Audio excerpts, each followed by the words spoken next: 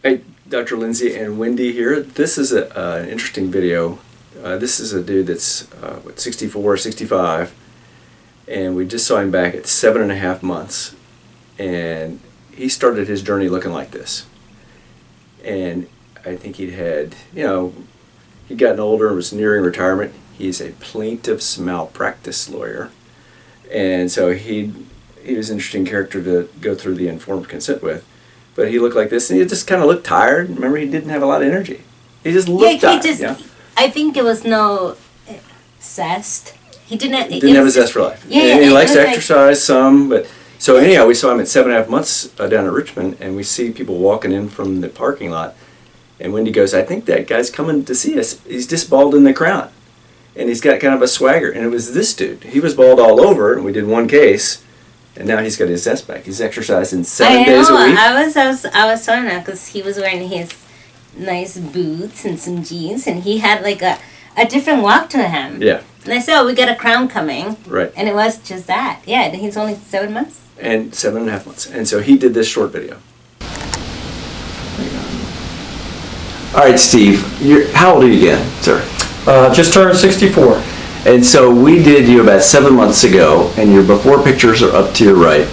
And you had emailed me saying that you had some coverage, and so at 7 months, I never know what you're going to look like. And I think you look awesome for 7 months, and it's only going to get better. You're a lawyer, and I work on lots of lawyers, and you're kind of high-strung, and you just finished telling me that the hardest part is trust in the process. Just go into that just a second. Yeah.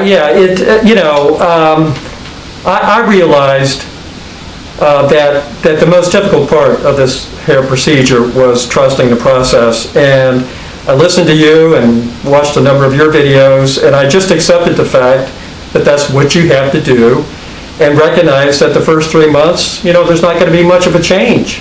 For me, it really kicked in at the 4-month mark, and then I saw a pretty good transition from 5 to 6 months.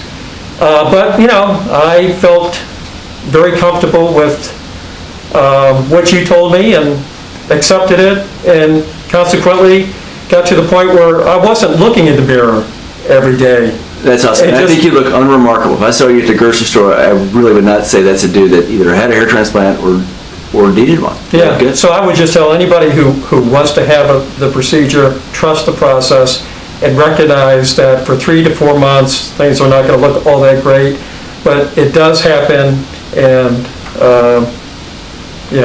The one other thing you said was you used to wear your hat all the time, and now you're not wearing your hat. Yeah. So I go to the gym probably at least 5 times a week, and really this past month I've stopped wearing my hat more and more because of the confidence level, primarily with the new hairline. So absolutely, it's made all the difference in the world.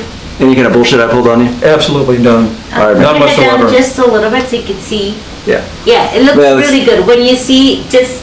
And the thing is, the camera doesn't give it justice. Like when you see front and front, it looks very, very natural. Yeah. It looks really good. Yeah. Again, thanks for your business. Well, you did a great job. Thank you.